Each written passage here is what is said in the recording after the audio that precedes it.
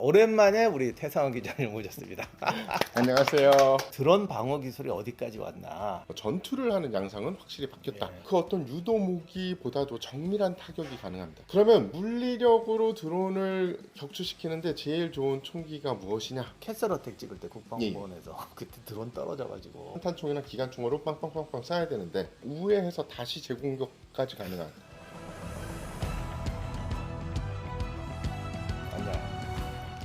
예, 안녕하세요, 임영입니다. 오랜만에 우리 태상원 기자님 모셨습니다. 안녕하세요. 오늘의 주제는 이번에 사실은 북한군 우크라이나 참전한 것 때문에 막 얘기가 많이 나왔잖아요. 예. 그러다가 또 그 북한군 드론으로 공격하는 영상이 막 나오는 걸 보고 난리들이 나가지고 그러고 보니 진짜 드론 방어 기술이 어디까지 왔나 네. 이거 한번 주제가 좋겠다 싶어서 태상원 기자님 모셨습니다. 전에 기자님이 저한테 그랬는데 사실 드론으로 인한 살상률이 생각처럼 높지는 않다면서요, 아직은. 그렇죠. 그러니까 저희가 드론으로 찍은 영상들을 보다 보니까 그러니까 드론이 뭐 거의 게임 체인저 혹은 막 결전의 무기처럼 이야기하시는 분들이 많은데 사실은 드론 자체가 아주 큰 전쟁의 이 전과 자체, 그러니까 전쟁의 양상을 바꿀 정도는 아니고 양상은 어느 정도 바꾸긴 바뀌었죠. 했네요. 예.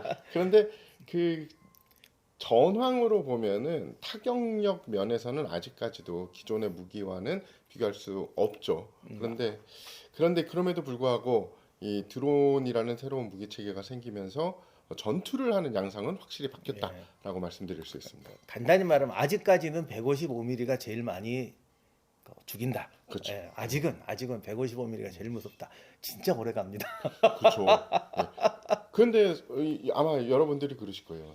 155mm가 그렇게 많이 죽이는데 그거는 우리가 볼 수 없는데 드론은 보지 않냐? 그러니까 게다가 드론이 많이 쓰이지 않냐라고 이야기하실 분들도 계신데 155mm는 이 드론처럼 카메라를 달아가지고 찍지를 못해요. 그래서 우리가 많이 못 보는 거지. 155mm는 아직도 이 전쟁에서는 가장 많이 쓰이는 여왕입니다. 예, 그러나 포근하다. 어쨌든 이놈 드론이 앞으로 많이 바뀔 것 같은데 그 무기사를 보면 항상 그게 있어. 공수 균형이 안 맞는 거죠. 그죠. 그러니까 처음에 탱크가 나왔을 때 대전차 무기가 없다가 또 갑자기 그 뭐 토우 같은 거 나오면서 갑자기 또 전차가 밥이 됐다가 이런 역전이 생기는데 지금 드론 같은 경우는 이제 방어 무기가 지금 불균형인 거죠. 그렇죠. 어느 정도 불균형하면서도 계속 내고는 있는데 드론 전술 자체도 지금 계속 개발되는 중이라 네. 창과 방패가 계속 이런 식으로 올라가고 있는 중입니다. 네, 그래서 어쨌든 영상으로 보면 자다가 머리에서 떨어지고 뭐 참 병사들 보면 이게 참 잔인해요, 그죠? 뭐 그런 거 총으로 쏴잡을 수도 없고 그런 게 있기 때문에 드론이라는 게 지금 방어 무기가 어디까지 왔나 오늘 한번 기자님 모시고 말씀 듣도록 하겠습니다. 자, 이제부터 마음껏 얘기해 주시면 감사하겠습니다. 예, 일단은 기존의 드론 같은 경우에는 정밀한 타격이 힘들었었죠. 근데 이제는 FPV 드론이 돼서 보고서 갔다가 만약에 정확한 곳에 충돌을 하기 힘들다. 그러면 우회해서 다시 재공격까지 가능한. 사람 막 뺑뺑 쫓아다니더구만. 그럼요. 예, 그것도 막 끔찍한- 놀리면서. 그러니까 끔찍하더구만. 그래서 어떻게 보면은 그 어떤 유도 무기보다도 정밀한 타격이 가능합니다. 물론 이 날리는 사람이 기술이 좋아야죠. 그리고 예전에는 드론이 뭐 관측을 한다든지 아니면은 원시적인 폭탄을 하나 떨어뜨린다든지 혹은 그런 다양한 역할을 드론 하나가 한다든지 했는데 이제는 드론 여러 대가 각자 이 임무에 따라서 역할을 하는 거죠. 와, 이제 분대 전투까지 한다. 그렇죠. 이제는 어떻게 보면 작은 공군 그러게 말이에요. 한 명이 관측하고 예. 드론 하나가 관측하고 있고 공격 드론이 가서 때리고 표적 수정하고 예. 그리고 재파 공격까지 합니다. 끔찍하다 정말. 그래서 아까도 말씀드렸듯이 드론이 그 전투의 양상을 완벽하게 그러니까 전황을 완벽하게 바꿀 수 없는 이유는 왜 이전에 러우 전쟁이 우크라이나 러시아 전쟁이 처음 개전했을 때 활약을 했던 드론을 생각을 해보시면 대형 기체예요. 그런데 점점 소형 기체가 되지 않습니까 요새? 그 이유가 대형 기체는 적의 방공망이 확실하지 않을 때는 우리가 운용이 가능한데 적의 방공망이 형성이 돼 있거나 아니면 적이 공중무쇠 일부를 가지고 있으면 대형 드론은 상대적으로 굉장히 쉽게 격추가 됩니다. 예, 탐지도 쉽고 추적도 쉽고 격추도 쉽기 때문에 속도도 느리고. 맞습니다. 예. 그래서 지금처럼 공중 우세가 한쪽으로 완전히 넘어가 있는 상황, 혹은 둘 다 서로 이 대공 무기와 이 공중에 있는 무기 체계를 같이 쓰게 되면 드론이 대형 드론은 사용하기 힘들고 소형 드론으로 사용을 해야 돼서 요새 FPV 드론이 많이 쓰이고 있는 거죠. FPV 드론의 장점 중에 하나는 드론이 작으면 작을수록 탐지가 하기 힘듭니다.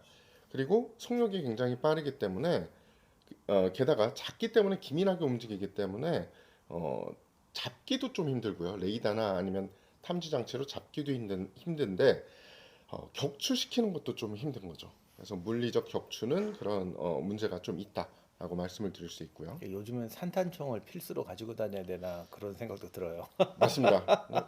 말씀하신 것처럼 이제 계속 말씀을 드릴 건데 그러니까 물리적 산탄총은 물리력으로 격추하는 방법에 들어가고 다른 격추 방법도 많이 말씀을 드릴 건데요. 그거 좀 이따 말씀드리도록 하겠습니다. 예, 일단은 순서적으로 말씀드리면 보여야 잡죠.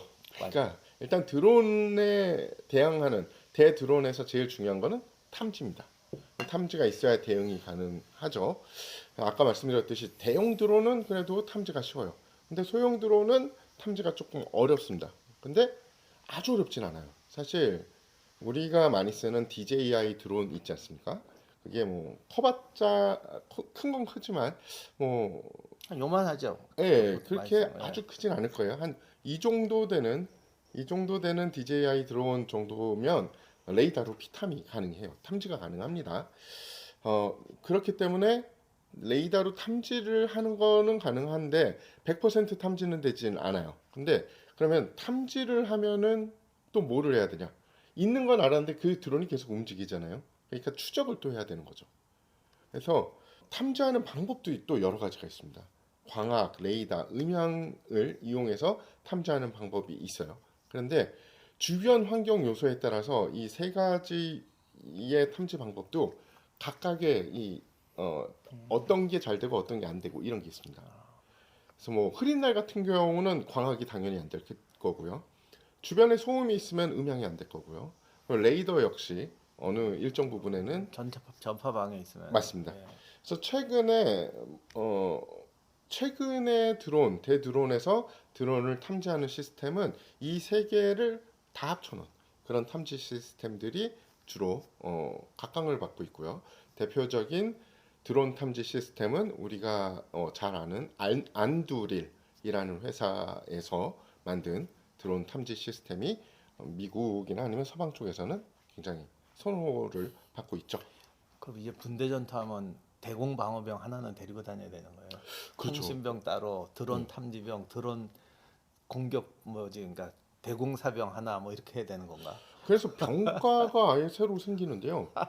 테크니컬 병과라고 해서 그러니까 말이야. 그 사람이 드론도 운영하고 어. 대드론 장비도 운영하고 하는 어떻게 보면 이제 신종 병과가 점점 와. 생기고 있다라고 보시면 됩니다. 그리고 아주 최근에 따끈따끈한 탐지 체계는 드론에서 나오는 모든 종류의 신호를 탐지해서 위치를 특정하는 겁니다. 그래서 정확도가 좀 다른 기존의 드론 탐지 시스템에 비해서 향상돼 있죠. 그래서 뭐 조금 이렇게 말씀을 드렸는데 기존의 드론 탐지 시스템은 광학, 레이더, 음향 이렇게 세 개가 떨어져 있는 시스템이었다가 이제 그게 하나로 뭉쳤다가 아주 최근에는 그 세 가지가 뭉친 거에 플러스 드론에서 나오는 신호 정보를 받아들이고 읽는 그런 탐지 시스템이 나와서 지금 사용이 되고 있다라고 보시면 됩니다.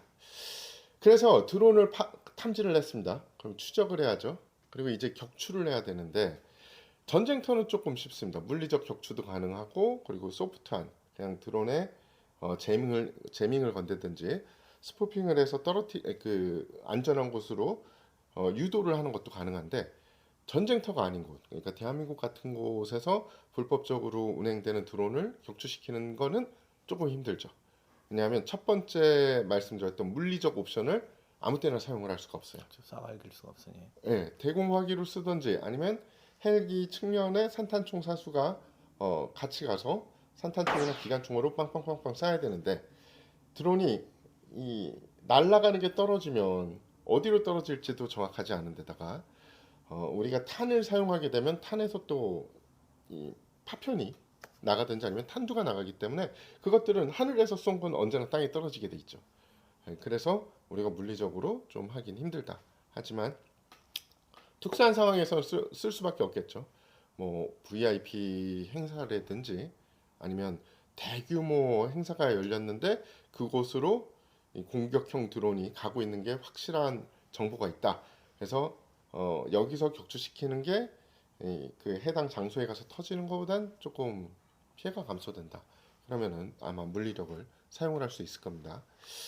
그러면 물리력으로 드론을 격추시키는데 제일 좋은 총기가 무엇이냐? 사실 우리나라에서도 많은 실험을 해봤고요. 정보기관, 군기관에서. 그리고 해외에서도 많이 해봤는데 안녕하세요. 임용환입니다. 저희 연구소에서는 매년 저와 함께하는 해외 답사를 시행하고 있습니다. 2025년에는 단기 답사로 일본, 장기 답사로는 튀르키예와 그리스를 준비하고 있습니다. 일단 이번 영상에서는 2025년 2월에 시행하는 일본 답사를 안내드리겠습니다. 2월 6일에서 9일까지 3박 4일로 오사카, 교토, 나라, 히메이지 답사를 시행합니다. 2월 13일에서 16일에는 도쿄 지역 답사로 도쿄의 명소와 니코, 요코하마 지역을 답사합니다. 답사는 제가 인솔하며 일본의 역사, 문화, 성에 대한 소개, 다양한 주제의 특강을 시행합니다. 도쿄 답사에는 특별히 긴자거리, 신주쿠, 니혼바시 일대의 역사와 현대 일본의 변화를 찾아보는 야간 투어도 진행할 예정입니다. 영상에 소개한 일정은 대략적인 일정입니다. 실제 답사는 더 많은 곳을 방문하고 더 자세한 해설과 특강을 덧붙입니다. 비록 3박 4일이지만 아침에 떠나서 밤에 돌아오는 일정으로 4박 5일 일정보다 더 빠듯하고 알찬 일정입니다. 신청 방식과 자세한 일정은 아래 더보기란과 고정 댓글에 신청 링크를 이용해 주시기 바랍니다. 신청하실 분은 서둘러 주시면 감사하겠습니다. 그리고 해외에서도 많이 해봤는데 일반적인 총 같은 경우에는 발사체가 하나잖아요. 탄두가 하나. 맞추기 힘들죠. 예, 맞추기가 힘든 데다가 FPV 드론 같은 경우엔 굉장히 신속하게 움직이기 때문에 맞추기가 더 힘듭니다. 그래서 해봤더니 총열이 긴 산탄총이 그래도 효과가 있더라. 그래서 파괴력과 명중률 밸런스가 좋은 4호 벅샷을 넣은 총열이 좀 긴 산탄총이 좋은데 요새 또 산탄총들이 여러 가지가 나왔는데 옛날에는 왜 이렇게 철컥철컥철컥 아니었습니까? 철컥철컥. 이제는 뭐 쭉 집어넣었다가 반자동으로 방아쇠를 당기기만 하면 빵빵빵빵빵 나가는 것도 생겼고 또 뭐 얼마 전부터는 탄창형이 생겼습니다. 산탄총이. 산탄총이 전투에서는 별로 도움 안 된다고 그러다 완전히 또 바뀌었군요. 네. 그래서 산탄총 그 탄창형 산탄총을 삽입해서 쏘면은 드론용으로 좀 괜찮을 것이다라는 이야기가 많이 나오고 있습니다. 잘한다. 이젠 총도 몇 자루씩 갖고 다녀야 되는구나.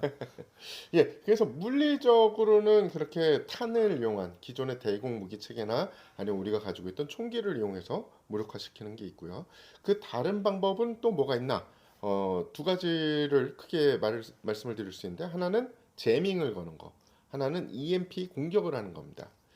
제밍이라는 것은 여러분들이 잘 아시는 가끔 북에서 우리에게 거는 그 GPS 공격이랑 똑같습니다. GPS 요즘 제밍. GPS가 이상해요, 진짜. 네. 미치겠어. 그래서 드론도 사실 신호를 받고 날아가고 자신의 위치를 알려면은 GPS나 아니면 GPS 비슷한 그 시스템에게 자기 위치 정보를 받아야 되는데 그것을 방해하는 거죠. 그래서 그걸 제밍이라고 하는데 제밍을 걸어버리면 일단은 드론 자체가 어디 있는지 정확한 위치를 알 수 없어서 날리는 사람 자체가 신호를 제대로 줄 수 없는 데다가 드론이 혼란을 일으켜서 떨어질 수밖에 없는 그런 상황이 생깁니다. 그 전에 한번 제가 처음 드론 이거 할 때 생각보다는 아직은 좀 불안하지 않나 생각했던 게 전에 우리 캐슬 어택 찍을 때 국방부원에서 그때 드론 떨어져가지고 예. 이 우리나라가 이게 군보호 지역이 많은 데다가 성은 항상 뭐 군사기지 옆에 그죠, 있잖아요. 그죠. 야, 근데 하나 이제 박살 나갖고 그 편이 제일 야심작이었는데 망했어요. 아이고. 근데 성은 드론으로 못 찍으면 그렇죠, 그렇죠. 이뭐 아무것도 없어요. 성벽, 이게 뭐야 이러는데 거기 제일 좋은 데 갔다가 거기가 또 그만큼 중요하니까 그냥 벽에 걸린 것처럼 뚝 떨어지던데. 오. 그 지역에 방해 전파를 쏘고 있다고 얘긴 들었는데 가다가 그냥 뚝 떨어지고 예. 그 다음에 독산성 찍으러 갈 때도 거기서 거기는 가다가 정말 하늘에 아무것도 안 보이는데 가다가 무슨 여기 그물에 걸린 것처럼 휘청휘청해 한번 떨어뜨려서 깨먹어 봐가지고 알아갖고도 하는데 예. 와 정말 위태위태하게 그 경계선 따라가는 거예요. 그렇죠. 예. 그래서 그때 어떤 분한테 또 저기 한번 전문가한테 들었더니 뭐 다리에서 그렇게 잘 떨어진다, 뭐 바다에서 잘 떨어진다. 그래서 사이트가 있는데 어디 근처에 가지 말라고 막 계속 경고 준대요. 그래서 저는 이번에 근데 우크라이나는 벌판이라 뭐 방해받을 일도 없겠다 거기는. 그렇죠. 그런데 이 재민기를 이제는 휴대용 재민기도 나와서 병력들이 가지고 다닙니다. 그러니까 그 정도 돼야 살 것 같아요. 그죠, 그죠. 예.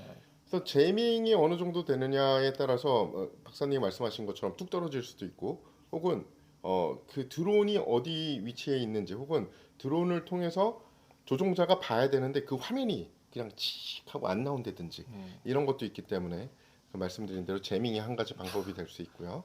좌우간 저기 대공사병이 군가가 생길 것 같네요 분대마다. 예. 한국군에서도 지금 일부 부대는 드론에 대한 보병 전투 중에 드론에 대응하는 대드론 보병 전술 전기가 교육이 되고 있다고 하더라고요. 왠지 날이 갈수록 게임 잘하는 애가 훌륭한 사병이 될 것 같은 아, 분위기가 맞습니다, 맞겠다. 맞습니다. 예. 미래는 사실은 게임인 것 같아요. 그래서 만약에 전 국민에 정말 이걸 해야 되나?